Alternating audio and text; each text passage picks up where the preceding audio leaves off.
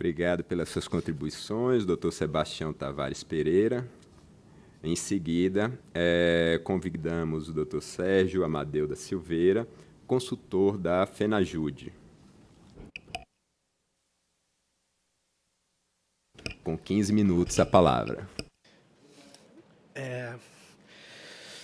Eu vou começar com a minha autodescrição. Eu sou um adulto de baixa estatura, estou com um terno cinza, gravata difícil de qualificar, meio xadrez, camisa listrada e, enfim, é um prazer estar aqui. Eu cumprimento muito o CNJ, agradeço muito pelo convite, pela escolha e cumprimento o conselheiro Pablo Coutinho Barreto, conselheiro Luiz Fernando Bandeira de Mello, a quem parabenizo também pela condução desse grupo de trabalho. E eu queria dizer que eu represento a Federação Nacional dos Trabalhadores dos Judiciários Estaduais. E eu vim aqui para trazer, basicamente, 3 contribuições, né? Vamos ver se eu consigo operar aqui. Essas 3 contribuições, a gente teve que escolher, porque o trabalho de regulação no judiciário da inteligência artificial é bastante amplo, e eu vou concentrar nesse tempo que eu tenho, efetivamente, em 3 questões. A importância da soberania digital e de dados, a importância da participação dos trabalhadores e, se for possível, vou trazer algumas questões sobre discriminação e vieses. Bom, então, eu preciso colocar o cenário antes. E esse cenário é muito importante para que fundamente a argumentação. Em primeiro lugar, é preciso deixar claro que os Estados-nações e seus poderes eles estão sendo desafiados pelo alcance global de infraestruturas computacionais e por redes de comunicação controladas efetivamente por oligopólios digitais. E essas infraestruturas elas são hoje responsáveis por aquilo que eu nomeio como IA realmente existente. A IA realmente existente, onde a IA generativa é uma das suas possibilidades, ela pode ser resumida em sistemas automatizados baseados em estatística, probabilidade, predição, que extraem padrões de dados a partir do seu processamento em infraestruturas de altíssimo poder computacional. Então, na verdade, se eu fosse traduzir rapidamente uma linha de montagem do que a gente chama de aprendizado de máquina, que é o paradigma principal hoje da inteligência artificial, eu diria que nós trabalhamos com dados, trabalhamos com algoritmos organizados em arquiteturas, e isso produz modelos. Só que essa trajetória ela só é possível com alto poder computacional. Então, o que acontece? Os dados são o insumo fundamental da IA generativa e da IA realmente existente. Bom, os Large Language Models são, na verdade, baseados em dados, e muitos dados. Vamos pegar um deles. O ChatGPT e sua própria OpenAI, o GPT-3, mostra que ele teve como base de dados 590 bilhões de textos, que depois são convertidos em tokens. 590 bilhões de textos e um treinamento de mais de 4 meses de máquinas de autoprocessamento.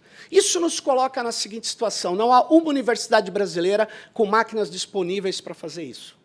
Então, o que acontece? Os oligopólios digitais eles tentam controlar os dados, as infraestruturas de treinamento e processamento dos modelos de IA.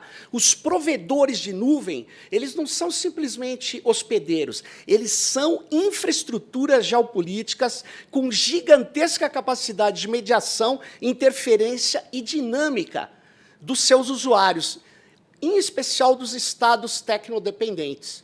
Se você for ver aqui esse gráfico da Universidade de Stanford, nós estamos falando, por exemplo, de os principais, ou os modelos de machine learning significativos hoje, o Brasil não aparece em nenhum desses modelos.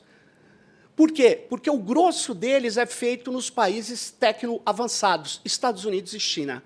E aí, o que acontece? Se você for ver, e isso é preocupante, desses modelos de aprendizado de máquinas significativos, nós temos o seguinte, desde 2014, quem comanda esses modelos e quem está fazendo os modelos mais avançados são exclusivamente as Big Techs. A universidade não está mais na ponta do desenvolvimento da ciência chamada inteligência artificial. Por que isso é grave? Isso é uma reclamação de trabalhadores do judiciário? Não, isso está preocupando as universidades do planeta inteiro. Há uma privatização da pesquisa da inteligência artificial. Então, na verdade, nesse cenário, se a gente olhar os papers mais importantes, nós estamos falando que essas empresas estão colocando o desenvolvimento do chamado aprendizado de máquina num elevado patamar que nós não estamos conseguindo acompanhar. Então, veja bem, o GPT-3 possui 175 bilhões de parâmetros. E o que acontece? Isso é 570 gigabytes de texto, treinado durante meses. O GPT-2, um ano e pouco antes, tinha o quê? Era 100 vezes menor, ele tinha 1,5 bilhão de parâmetros. E aí você fala, e o GPT-4? Ele gastou 78 milhões de dólares em computação. E o Gemini Ultra do Google gastou 191 milhões de computação. Como é que a gente calcula isso? É muito simples. É que se a estrutura do Google fosse vender a hora-máquina que foi utilizado para treinar o Gemini, custaria 191 milhões de dólares. Então, nós estamos falando que o treinamento de um modelo simples, ele de LLM, pode ser feito num computador ou em poucos computadores. Mas, se você está falando dos grandes modelos de linguagem, nós, no Brasil, não estamos sendo capazes de enfrentar esse desafio. Bom, aí, o que isso nos coloca? Isso nos coloca que é muito complicado que provedores de nuvens se tornem infraestruturas geopolíticas com interferências nas dinâmicas dos poderes do Estado. É muito perigoso isso. Então, essas dinâmicas, elas precisam estar sob controle democrático e público. E aí, o que acontece? Se você vai ver hoje, o mercado de armazenamento de dados, você tem 5 empresas que concentram 81,2% dos dados da infraestrutura como serviço no planeta. E, se você pegar no ano de 2022, o provimento de nuvem como infraestrutura, 61% estão concentrados em somente 2 empresas. Aliás, que são amplamente usadas no Estado brasileiro.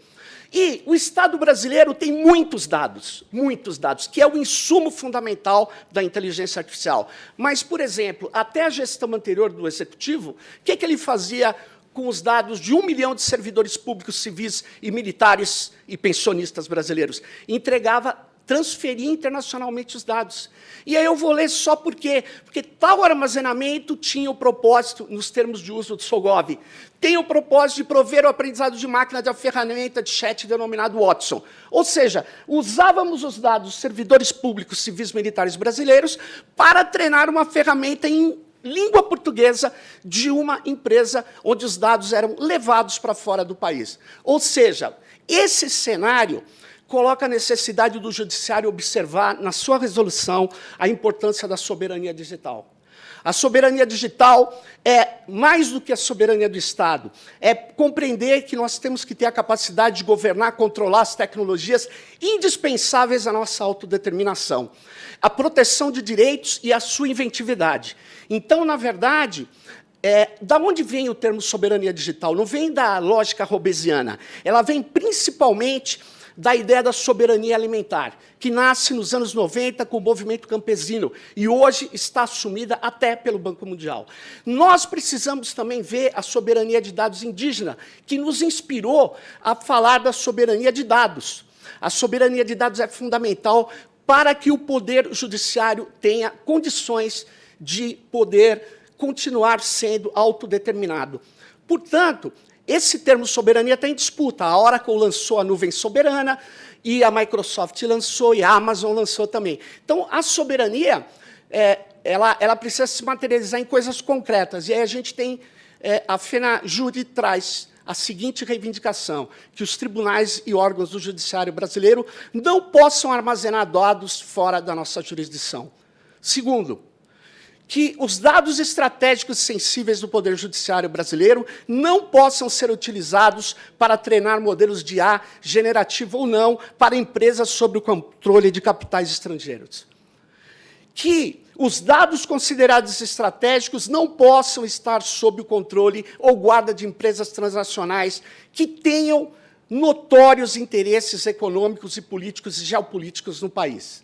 E que a soberania digital e de dados seja inserida como princípio e fundamento das resoluções do Conselho Nacional de Justiça. Por fim, eu só queria mostrar uma imagem, que está acabando o meu tempo. Essa imagem parece a imagem do mundo industrial, mas não é. Isso é do data center do Google, do DDoS. Isso não é fumaça, isso é vapor de água. Esse data center ele tem uma estrutura de gasto de energia, um data center de hiperescala, que é de 255 milhões de galões de água no ano de 2022. Ou seja, nós estamos falando hoje que a inteligência artificial baseada em dados, ela tem um gasto de energia insustentável.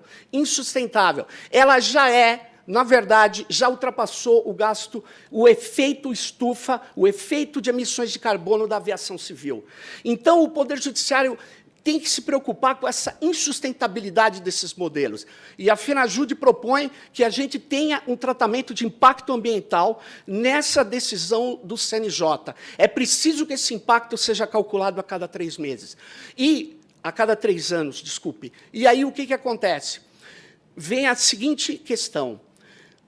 Os empregos, 60% deles, segundo o relatório do FMI, lançado em janeiro desse ano, estão expostos à inteligência artificial, nos países avançados.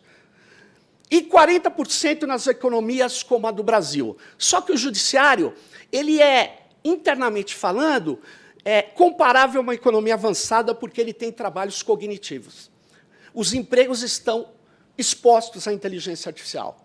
Se você pegar a ordem executiva do presidente dos Estados Unidos, lançado pelo Biden em 2023, essa que eu coloco na imagem, ele tem um trecho onde ele diz: é preciso envolver os trabalhadores e sindicatos nos projetos de desenvolvimento e uso de IA.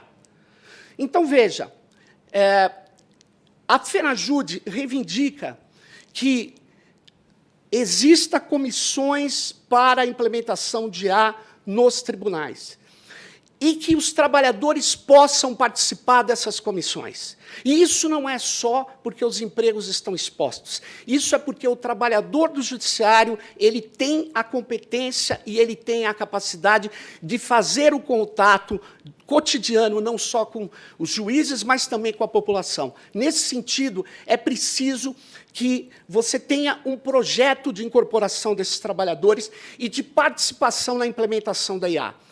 Os tribunais que forem utilizar, desenvolver, adquirir IA, devem apresentar um relatório dos impactos das atividades nos postos de trabalho. Esses impactos eles podem ser aferidos, mas esses impactos também podem redundar em treinamento, em formação, em mitigação, que são fundamentais para que a inteligência artificial esteja a serviço do conjunto do Poder Judiciário. Então, na verdade, nós achamos que é possível fazer também a responsabilidade, todo projeto de IA no tribunal, o CNJ poderia avaliar a inserção de uma norma, teria que ter uma responsabilização, no mínimo, um responsável pela implementação desses projetos. E eu termino dizendo, é notório, porque já foi muito falado aqui com muita propriedade nesses 2 dias, esse é o 3º dia, da questão do viés, da questão do erro, da questão das alucinações. Eu teria algumas questões para falar, mas eu vou me limitar a defender que não existe só viés de dados, existe viés histórico e existe viés algorítmico. Não é possível fazer um machine learning que projete o futuro, porque ele sempre vai ser extração de dados. Ele sempre vai extrair numa base de dados. E a base de dados ela tem 1000 problemas. Bom, o caso que, inclusive, já foi citado aqui hoje, do Compass, ele mostra claramente um tipo de viés, mas tem outros. Uma das coisas que é mais bem feita pelo machine learning é a compressão, que é muito difícil discutir em segundos, mas a compressão ela é o principal elemento para as alucinações estatísticas e, portanto, para os erros que a gente vê. Então, na verdade, a gente precisa ter, sim, um relatório de impactos, precisamos, sim, ter algo que permita que a gente faça previsões e tenha responsável pela mitigação desses efeitos nefastos. Eu termino por aqui. Muito obrigado pela possibilidade de apresentar essas ideias da FenaJude. Obrigado.